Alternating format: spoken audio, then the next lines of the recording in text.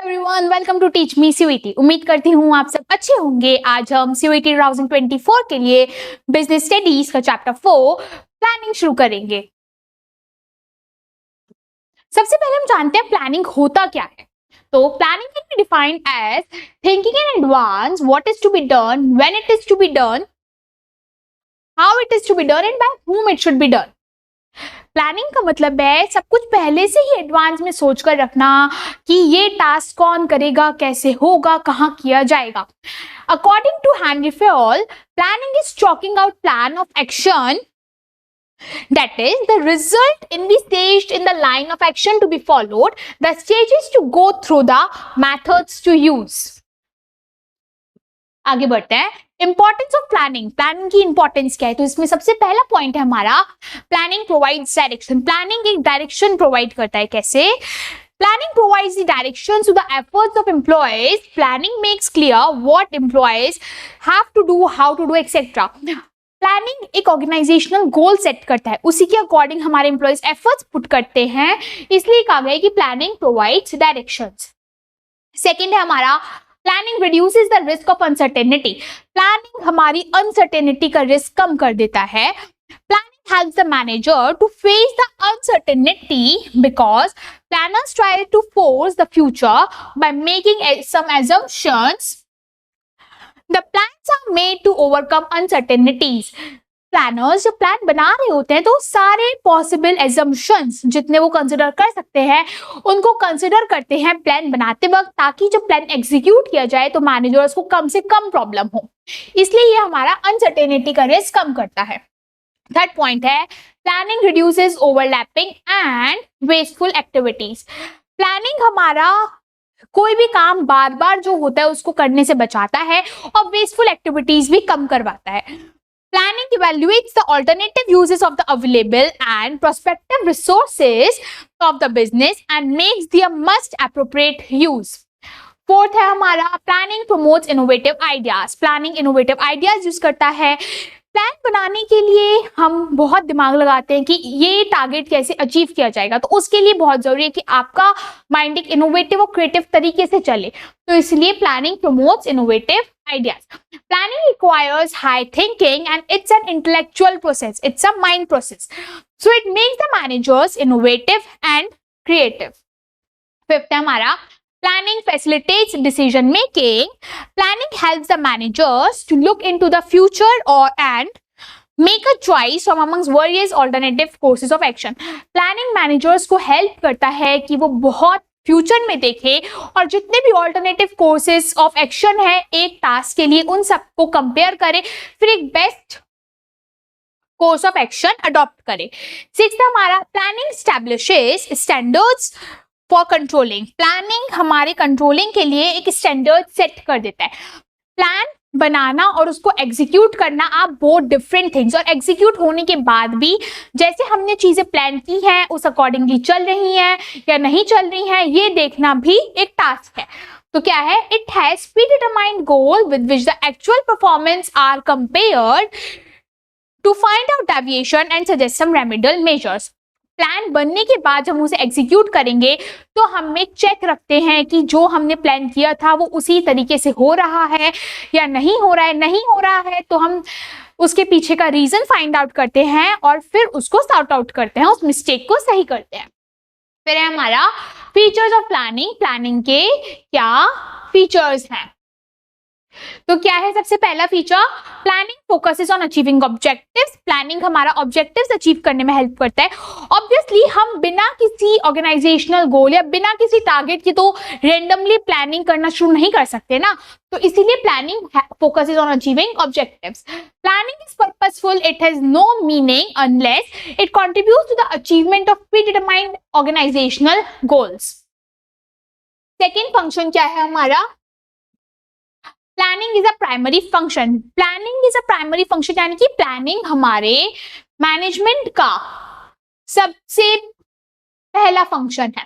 Planning is a primary और first function to be performed by the manager. No other function can be executed by the manager without performing planning function. जो हमारे management के बाकी functions होते हैं, whether it's organising, staffing,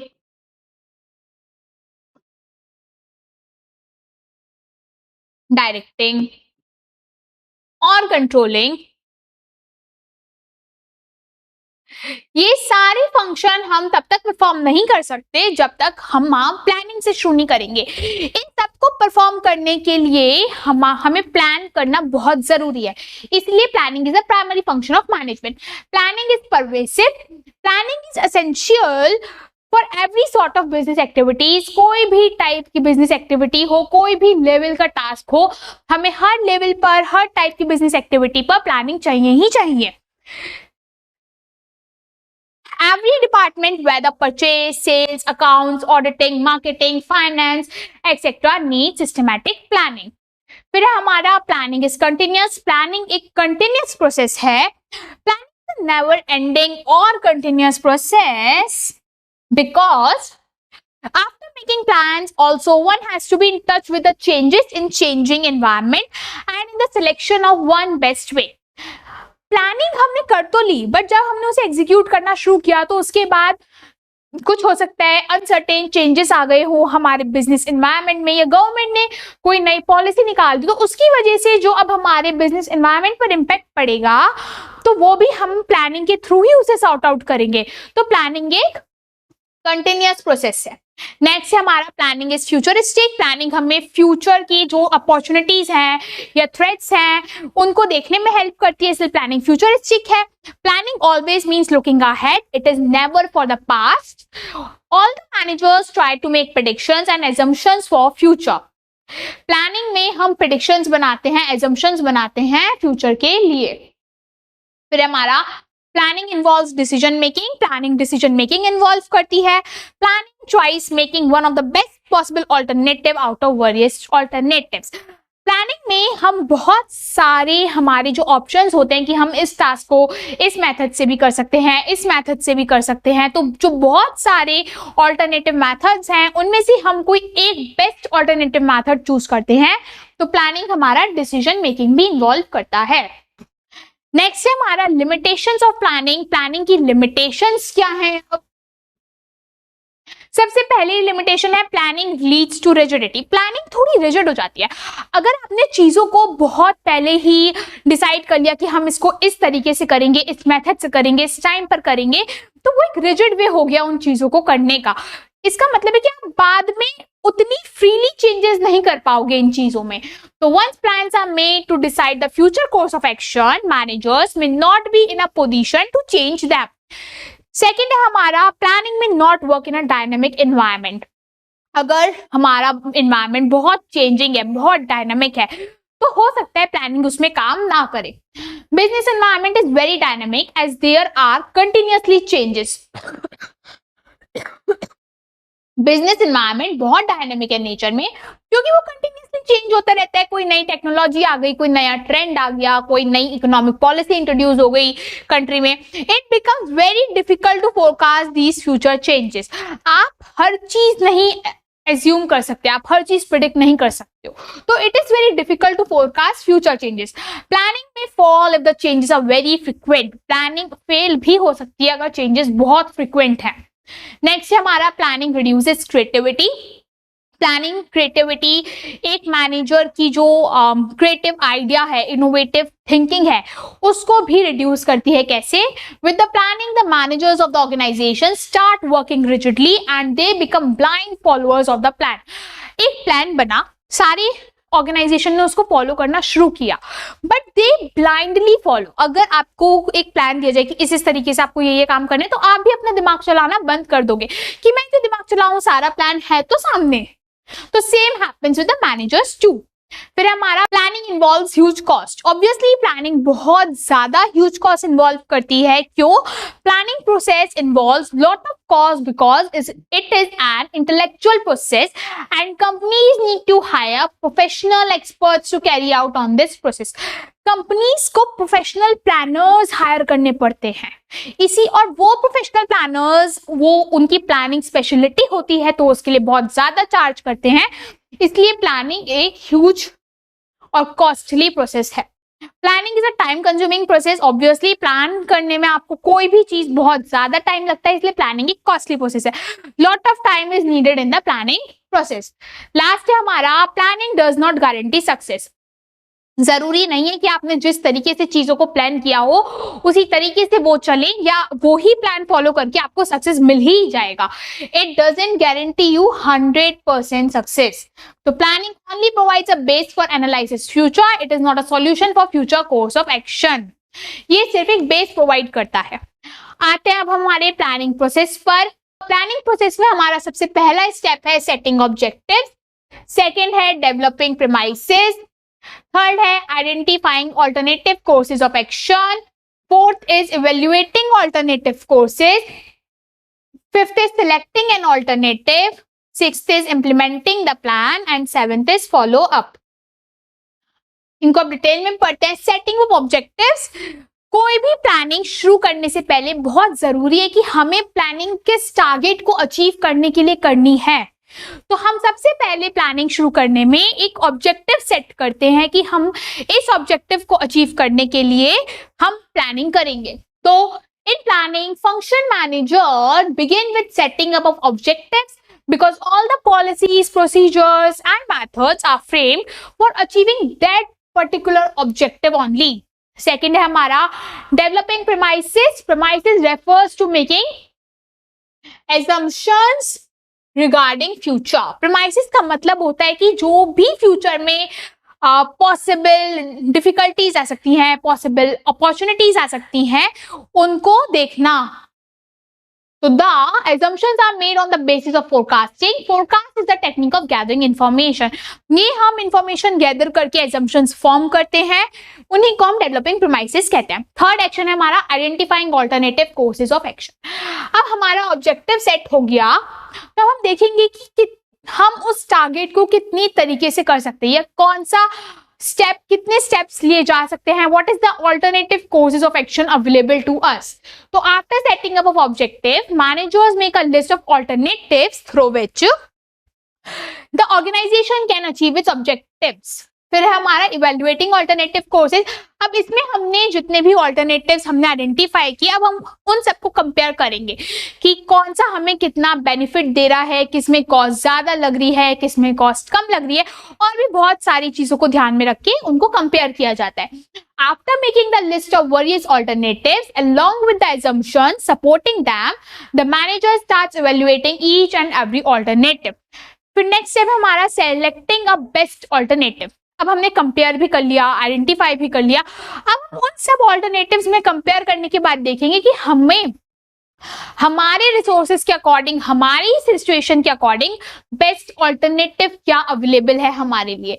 the best alternative is selected but as such there is no mathematical formula to select the best alternative.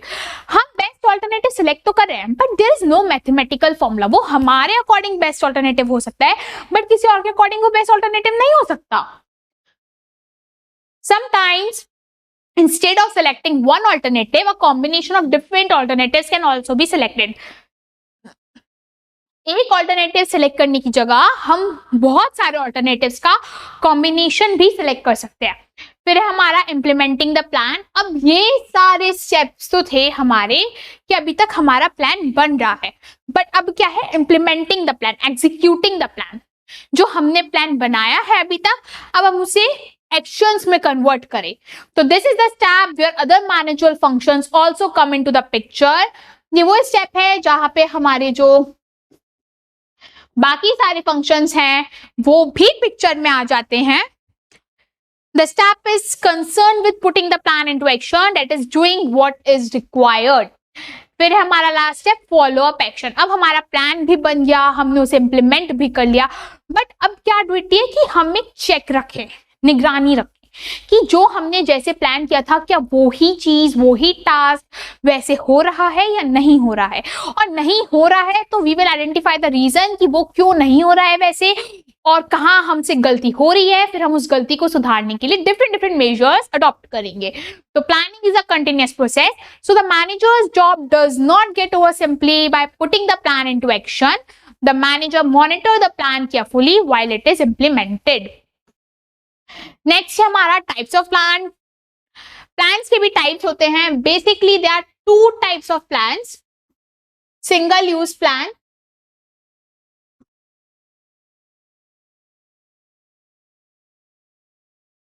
Standing plan.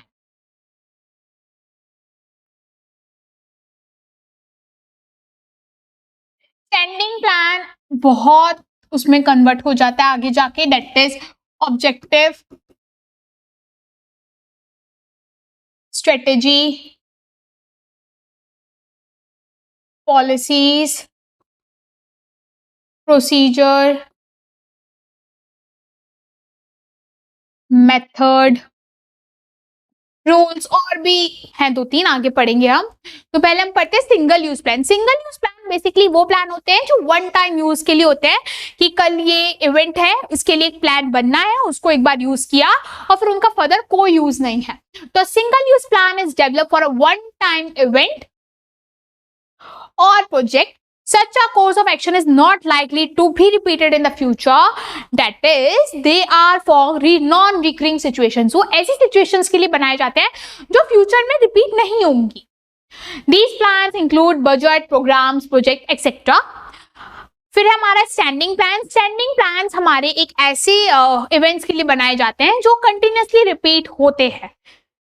तो उन events के लिए जो प्लान बनाए जाते हैं उनको हम स्टैंडिंग प्लान कहते हैं। Standing plan is used for activities that occur regularly over a period of time. It is designed to ensure that internal operations of an organization run smoothly. Standing plan includes, सबसे पहला है हमारा objective. Objectives are the end towards which the activities are directed. Objective का मतलब ही यही है कि हम एक गोल सेट करें, एक ऐसा गोल जिस पर हमारी सारी एक्टिविटीज निर्भर करती हैं। हमारी सारी एक्टिविटीज ही हमारे उस गोल के अकॉर्डिंग चलेंगी।